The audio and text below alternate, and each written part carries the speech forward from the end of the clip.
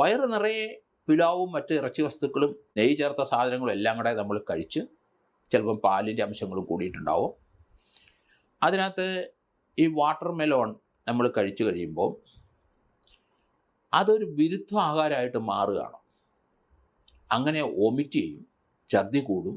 ബോംബെയിൽ ഒരു ഫാമിലിയിലെ 4 പേര് ബിരിയാണി കഴിച്ചതിന് ശേഷം തണ്ണിമത്തൻ കഴിച്ചതുകൊണ്ട് അതെന്തോ ഭക്ഷണ വിരുദ്ധത വന്നു, എന്നിട്ട് അത് പോയിസണസ് ആയി.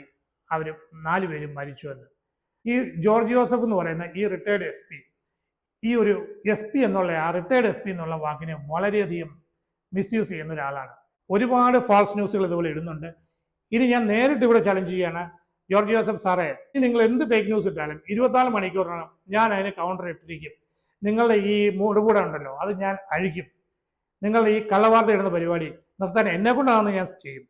ഇത് കണ്ടിട്ടും കേട്ടിട്ടും വേറെ ചെല്ലൂടൊക്കെ എൻ്റെ കൂടെ കൂടുമെന്നാണ് എൻ്റെ ഒരു വിശ്വാസം. ഈ റിട്ടയർഡ് എസ് പി പറഞ്ഞ കാര്യങ്ങളൊക്കെ നിങ്ങളൊന്ന് കേൾക്കുക. 2 ദിവസം മുമ്പ് ഒരു വാർത്ത വന്നു.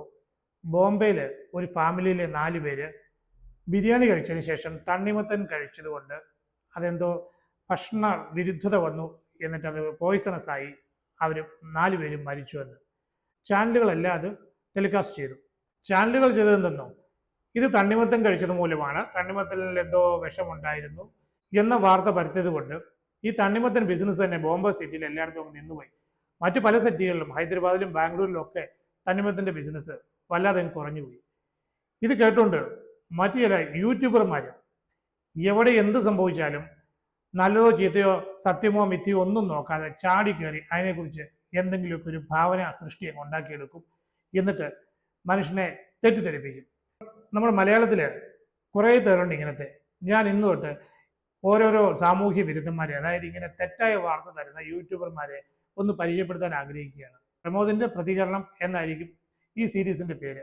ഞാൻ ആദ്യമായിട്ട് പരിചയപ്പെടുത്തുന്നത് Shri George Joseph, retired S P ആണ്.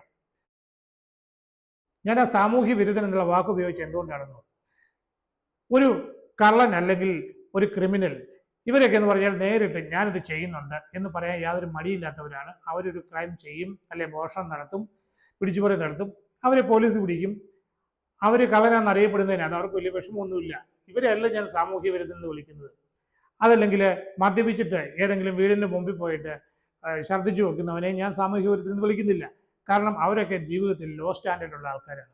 ഇവിടെ ഞാൻ ചൂണ്ടിക്കാണിക്കുന്നത് സമൂഹത്തിൽ മാന്യൻ എന്നുള്ള വേഷം കെട്ടി നടക്കുകയും അവർക്ക് ചില ഡെസിഗ്നേഷൻസ് ഒക്കെ ഉണ്ട്. ഇതുപോലെ police, S P, I G, government സർവീസിലായിരുന്നവരൊക്കെ റിട്ടയർഡ് എസ് പി എന്നുകൂടെ ചേർക്കും, അല്ലെങ്കിൽ റിട്ടയർഡ് IPS ഓഫീസർ എന്ന് ചേർക്കും, റിട്ടയർഡ് IG എന്ന് ചേർക്കും. ഇങ്ങനെ ഓരോ പേര് കൂടെ ചേർത്ത് കഴിയുമ്പോഴത്തേക്കും ഇവർക്ക് നല്ല വ്യൂവേഴ്സ് കിട്ടും. എന്താണെന്ന് വെച്ചാൽ എല്ലാവരും വിചാരിക്കുന്നത് എന്താണ്, ഈ പറഞ്ഞ റിട്ടയർഡ് ആയിട്ടുള്ള പോലീസ് ഓഫീസേഴ്സ് അല്ലെങ്കിൽ വലിയ വലിയ ഓഫീസർമാരൊക്കെ അവരൊക്കെ വളരെ വിവരമുള്ളവരായിരിക്കും, അവർ പറയുന്നത് സത്യമായിരിക്കും. അങ്ങനെ ഇവരുടെ യൂട്യൂബ് കാണാനായിട്ട് ഒരുപാട് ആൾക്കാർ മുന്നോട്ട് വരും. അങ്ങനെ അവർക്ക് വ്യൂ കൂടും, അവർക്ക് അതിനകത്ത് വരുമാനവും കിട്ടും.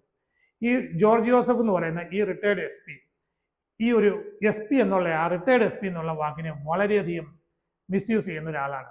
ഗവൺമെന്റ് ഇവരെ പോലുള്ളവരെയൊക്കെ പിടിക്കാനും നിയന്ത്രണം ഏർപ്പെടുത്താനും ഒക്കെ എന്തെങ്കിലുമൊക്കെ നിയമം കൊണ്ടുവന്നേ പറ്റുള്ളൂ.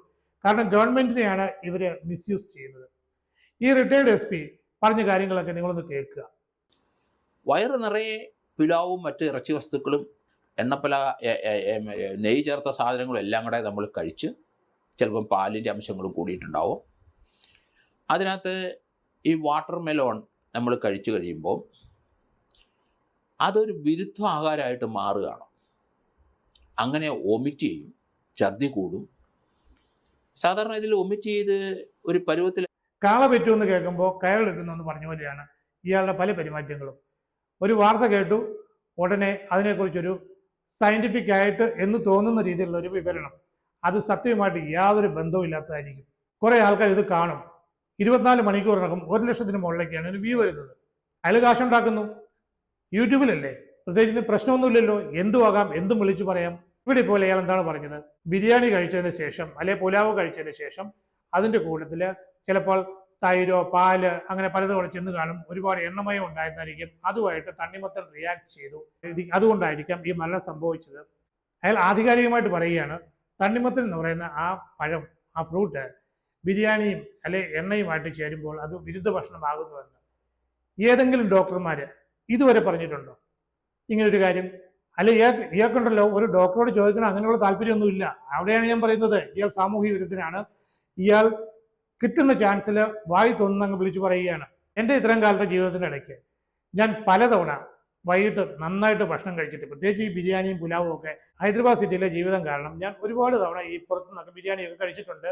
അതിനുശേഷം പലതരത്തിലുള്ള ഫ്രൂട്ട്സുകൾ, തണ്ണിമത്തം മാത്രമല്ല എല്ലാ തരത്തിലുള്ള ഫ്രൂട്ട്സ്, ഐസ്ക്രീം, അങ്ങനെ പലതും കഴിച്ചിട്ടുണ്ട്. പല തവണ ഈ തണ്ണിമത്തം എന്ന് പറയുന്ന സാധനം കഴിച്ചിട്ടുണ്ട്. വീട്ടിൽ വന്നിട്ടും വേനൽക്കാലത്ത് ചൂട് സഹിക്കാൻ പറ്റാതെ വരുമ്പോൾ ഇതൊരു 5-6 പീസ് അകത്തോട്ട് ചെന്ന് കഴിയുമ്പോൾ നല്ലൊരു ആശ്വാസമുണ്ട്, ഒരു സമാധാനമുണ്ട്. എനിക്കിതുവരെ ഒരു വിരുദ്ധതയും വന്നിട്ടില്ല, ഒരു അസ്വസ്ഥതയും വന്നിട്ടില്ല. സമാധാനമായിട്ട് കിടന്ന് ഉറങ്ങിയിട്ടുണ്ട്. ഇത് കേട്ടപ്പോൾ ഈ ജോർജ് ജോസഫ് എന്ന് പറയുന്ന ആൾ ഇത് പറയുന്നത് കേട്ടപ്പോൾ എനിക്ക് സംശയം തോന്നി. ഞാൻ എന്ത് ചെയ്തു? എനിക്കറിയാവുന്ന 2 ഡോക്ടർമാരെ വിളിച്ച് ഈ കാര്യം സംസാരിച്ചു. ഒന്നൊരു ആയുർവേദ ഡോക്ടറായിരുന്നു, ഒന്ന് അലോപ്പതി ഡോക്ടറും.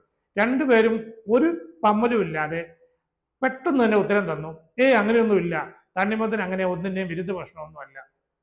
പിന്നെ ഒരു ഡോക്ടർ പറഞ്ഞത്, ഈ ഫ്രൂട്ട്സ് നമ്മൾ വയറിറച്ച് ഭക്ഷണം കഴിച്ചതിന് ശേഷം ഫ്രൂട്ട്സ് കഴിക്കുമ്പോൾ ഒരുപാട് ഷുഗർ നേരിട്ട് അങ്ങോട്ട് ചെല്ലുകയാണ്. ഷുഗർ പേഷ്യൻ്റ് ഒരു പക്ഷേ അത് നല്ലതാവണം എന്നില്ല, പക്ഷെ അത് ശരീരത്തിന് എന്തെങ്കിലും ഒരു അപകടം ഉണ്ടാക്കുന്ന രീതിയിൽ അവരാരും സംസാരിച്ചിട്ടില്ല. പിന്നെ ഈ വ്യക്തി എന്തിനാണ് ഇങ്ങനെ പറയുന്നത്? ഇയാൾക്ക് അറിയാൻ വയ്യാത്ത കാര്യം എന്തിനു പറയുന്നു? ചില നിയമങ്ങളൊക്കെ ഉണ്ട്. നമ്മൾ ഇൻ്റർനെറ്റിൽ എന്തെങ്കിലുമൊക്കെ പബ്ലിഷ് ചെയ്യുമ്പോൾ, ഒരു മരുന്നിനെ കുറിച്ച് എന്തെങ്കിലും ഒരു ന്യൂസ് ഇടുമ്പോൾ, ഒരു വാർത്ത ഇടുമ്പോൾ, ആ വാർത്ത ഇടുന്നയാൾക്ക് എന്തെങ്കിലും ഒരു മെഡിക്കൽ ക്വാളിഫിക്കേഷൻ വേണം, ഏതെങ്കിലും തരത്തിലുള്ള ഒരു ഡോക്ടർ ആയിരിക്കണം. അല്ലെങ്കിൽ എല്ലാവരും കയറിയിട്ട് ഓരോന്നിനും മരുന്ന് എഴുതത്തില്ലായിരുന്നു. ഇപ്പം ChatGPT നോക്കിയോ അല്ലെങ്കിൽ ഏതെങ്കിലും സുസ്ഥിര സംഹിത പോലുള്ള പുസ്തകങ്ങൾ നോക്കിയൊക്കെ എല്ലാവർക്കും മരുന്ന് എഴുതാമല്ലോ. അതിനേതെങ്കിലും ഗവൺമെൻറ് നിയന്ത്രണം വെച്ചിട്ടുണ്ട്. പക്ഷേ ഇതുപോലുള്ള സാമൂഹ്യ വിരുദ്ധന്മാരെയാണ് ശരിക്കും ഇവിടെ നിയന്ത്രിക്കേണ്ടത്.